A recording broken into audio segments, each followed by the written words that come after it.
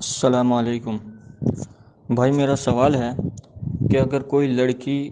گھر سے بھاگ کر شادی کرتی ہے اور غیر مسلم کے ساتھ وہ بھی اس کے ساتھ ریلیشن بھی بنا لیتی ہے، تو اس عورت کو کیا سزا دی جائے گی؟ اسلام کے شریعت کے حساب سے اس کو کیا سزا بنتی ہے؟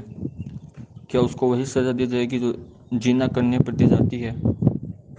یا کوئی اور سزا ہوگی؟ اور کیا وہ نکاح ہوگا یا نہ ہوگا؟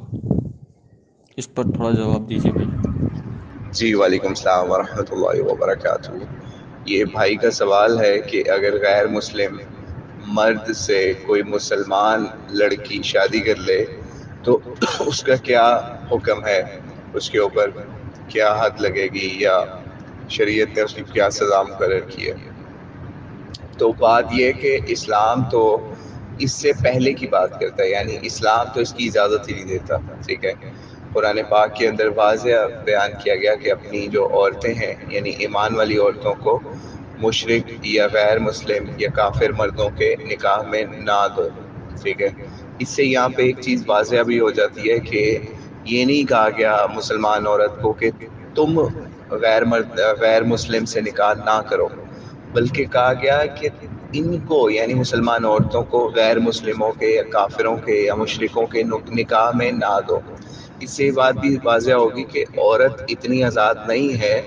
کہ وہ اپنے ولی کے اجازت کے بغیر یا ولی کی موجودگی کے بغیر خود سے ہی نکاح کرنے لگ جائے، ٹھیک ہے۔ اسلام نے تو اس چیز پہ بھی پابندی لگا دی ہے، ٹھیک ہے۔ اب اگر مثال کے طور پہ اس کا ولی بھی کافر ہے اور وہ اپنی ایمان والی لڑکی کا نکاح جو ہے وہ غیر مسلم یا ہندو سے، کرسچن سے، عیسائی سے، کسی بھی غیر مسلم سے کرنا چاہ رہا ہے،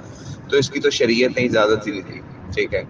ہاں یہ ہے کہ اس کے اوپر سزا کا جو آپ نے سوال پوچھا ہے، تو اس کے اوپر سزا بھی ہمیں کوئی قرآن و سنت سے اس طریقے سے نہیں ملتی، لیکن اگر ہم اس کو دیکھیں تو مختلف علماء کی اس کے اوپر مختلف آراء پائی جاتی ہیں، لیکن اگر ہم نبی علیہ الصلوۃ والسلام کے دور میں دیکھیں یا صحابہ کے ادوار دیکھیں تو وہاں پر ہمیں اس کے بارے میں کوئی اس طرح سے واضح رہنمائی نہیں ملتی کہ ان کی سزا کیا ہونی چاہیے یا کیا ہوگی۔ اور آج کے زمانے میں اگر ہم دیکھیں تو اگر اتنی ہمارے پاس پاور ہوتی مسلمان امت کے پاس تو، اور انہوں نے شریعت اپنے اپنے علاقوں میں، اپنے اپنے ملکوں میں نافذ کی ہوتی، تو اس طرح کا سوال تو پھر اٹھتا نا کہ ان کو اب سزا کیا دی جائے۔ پھر مسلمان جج اس کے اوپر مختلف احکامات دیکھ کے، مختلف سرکمسٹانسز دیکھ کے پھر فیصلہ کرتا کہ ان کو، اس لڑکی کو یا لڑکے کو کیا سزا دی جائے۔ ان کے اوپر فساد فی الارض کی سزا لگائی جائے، یا زنا کی سزا لگائی جائے، یا شادی شدہ زانی والی لگائی جائے، یا غیر شادی شدہ زانی والی سزا لگائی جائے۔ تو جب یہ ہمارے پاس نہ اس طرح کے شرعی جج ہیں،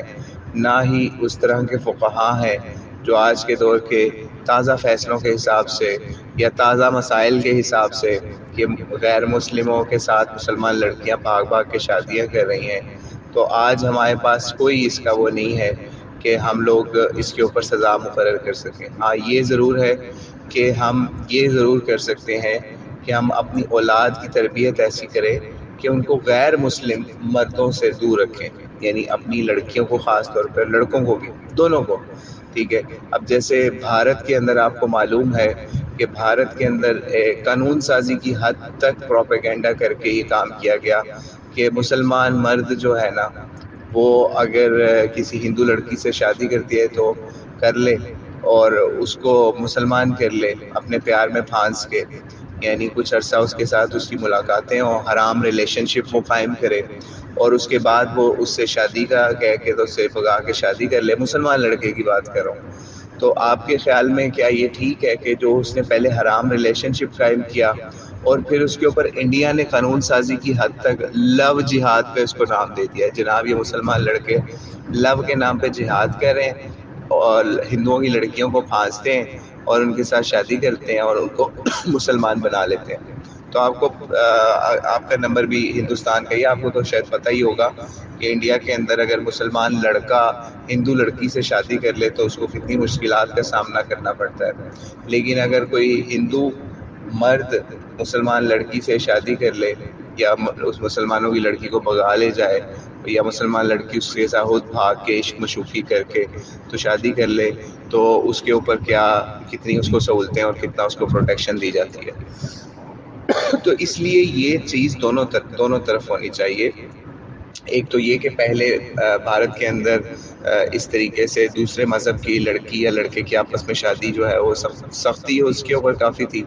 لیکن جب سے یہ چیز سامنے آئی ہے کہ ہندو مرد بھی جو ہیں وہ لڑکیاں بھگا رہے ہیں عشق مشوقی کے اندر کالجز کے اندر اور مختلف جگہوں کے اوپر لڑکیوں کو پھنسا کے تو شادیاں کر لیتے ہیں، تو اس وقت سے انڈیا کے اندر بھی قانونی لحاظ سے ان چیزوں کو اتنا نظر انداز ہی کیا جا رہا ہے بلکہ ان کو سپورٹ ہی کی جا رہی ہے اس طرح کی شادیوں کو. یہی وجہ ہے کہ آپ اگر بالی ووڈ کے اکثر اداکاروں میں دیکھیں تو جیسے کہ غالباً شاہ رخ خان ہے، غالباً اس نے بھی ہندو لڑکی سے شادی کی ہوئی ہے اور وہ اس کا دعویٰ یہ ہے کہ میں بچوں کو قرآن اور گیتا دونوں دی ہوئی ہیں، جس سے مرضی جو مرضی کرتے رہیں. تو جب آپ کی تربیت آپ کے ایسے معاشرے کے اندر ہو رہی ہے کہ آپ کے بچے اور بچیاں غیر مسلموں کے ساتھ گھل مل کے پڑھ رہے ہیں، انجوائے کر رہے ہیں، تو پھر اس طرح کے معاملات ہوتے ہیں. اور اسلام جو ہے نا وہ پیچھے سے روکتا ہے، یعنی آگے سے نہیں روکتا چیزوں کو. مطلب جب ایکسٹریم سچویشن آ جائے وہاں باؤنڈری نہیں لگاتا، بلکہ آپ کو باؤنڈری وہاں لگاتا ہے. جیسے مثال ہے پردہ حجاب، یہ چیزیں بچیوں کے اوپر یا کس وقت سے لاگو ہوتی ہیں، یا مردوں کو یا عورتوں کو نگاہیں جھکانے کا حکم کہاں سے مل رہا ہوتا ہے. ٹھیک ہے، یعنی یہ عشق مشوقی سے یا اس طرح کے نکاح کے چکر چلانے سے پہلے کی حدیں ہیں جو اسلام نے قائم کی ہوئی ہیں. تو اگر ہم اپنی اولاد کو خود ایسی جگہوں پہ چھوڑیں گے جہاں پہ ہندو مرد ہیں، ٹھیک ہے، جیسے ابھی کچھ عرصہ پہلے پتہ نہیں ایک لڑکی تھی، اس کا ایک ہندو لڑکے کے ساتھ اس نے بھاگ کے شادی کی، مسلمان ہندو لڑکی نے. تو وہ لڑکی جو ہے وہ بی ڈی ایس کر رہی تھی، آئی تھنک بیچلر ڈینٹسٹ کی فیلڈ کے اندر ڈاکٹر بن رہی تھی. تو اس فیلڈ کے اندر آپ کا کیا خیال ہے، لڑکے لڑکیاں انجوائے نہیں کرتے ہوں گے، گل مل کے کھانے پینے اور اسٹڈیز سارے مل کے کرتے ہوں گے؟ جب آپ نے خود ایسے ماحول کے اندر بچی کو پالا ہے، ٹھیک ہے، اور پھر وہ لڑکی کہتی ہے کہ ہمارا بچپن کا پیار ہے، ٹھیک ہے، جیسے میں اس لڑکی کی کہانی پڑھ رہا تھا جس نے ہندو لڑکے سے شادی کی، تو اب وہ خود یہ بات کہہ رہی ہے کہ میرا تو ہمارا بچپن کا پیار ہے، ہم ایک دوسرے سے جدا نہیں ہو سکتے. تو آپ کیسے اس چیز کو روکیں گے؟ ادھر سے اس ہندو لڑکے نے کہنا شروع کر دیا جی یہ مجھے تو دھمکیاں ملنی ہے کہ تم مسلمان ہو جاؤ ورنہ ہم تمہیں مار دیں گے، تمہارے پاس اتنا ٹائم ہے. تو یہ کام مسلمان اب کریں. مسلمانوں کو تو چاہیے تھا کہ اپنے نظریاتی اور ایجوکیشنل انسٹیٹیوشنز ایسے بناتے، علیحدہ علیحدہ باؤنڈریز بناتے ہندو اور مسلمانوں کے لیے، مسلمان خود یہ کام کرتے کہ ان کی لڑکیاں جو ہے نا ہندوؤں کے ہاتھوں میں کھیل نہ بن جاتی یا ان کی عشق مشوقی میں گرفتار نہ ہو جاتی. ٹھیک ہے، آپ خود جب مقناطیسوں کو دو کو چھوڑتے ہیں کہ وہ چپک جائیں تو مرد اور عورت دونوں جو ہے مخالف جنس ہیں، تو آپ کیسے روک سکتے ہیں کہ وہ ایک دوسرے سے نہیں چپکیں گے؟ معاذ اللہ. تو اس لیے مسلمانوں کو اس طرح کے ممالک کے اندر، صرف ہندوستان کا مسئلہ نہیں ہے، پوری دنیا کے اندر اس طرح کے مسائل آ رہے ہیں، ایسے ہی اولاد کا مسلمانوں کو بائیکاٹ کرنا چاہیے. ان کی سب سے بڑی سزا یہی ہے کہ ان کا بائیکاٹ کریں اور ان کو بالکل ان کے حال پہ چھوڑ دیں، ان کے ساتھ وہی ٹریٹمنٹ کریں جو غیر مسلموں کے ساتھ کرتے ہیں. ٹھیک ہے، اور کیونکہ انہوں نے قرآن پاک کا یہ حکم توڑا ہے، قرآن پاک نے کہا تھا کہ مشرک مرد سے جو ہے نا بہتر ہے کہ آپ کسی غلام سے شادی کر لیں، مسلمان عورت. ٹھیک ہے، تو یہ جب مسلمان عورت نے قرآن کا حکم ہی نہیں مانا کہ وہ اس سے بہتر تھا کہ ہندو سے شادی کرنے سے بہتر تھا کسی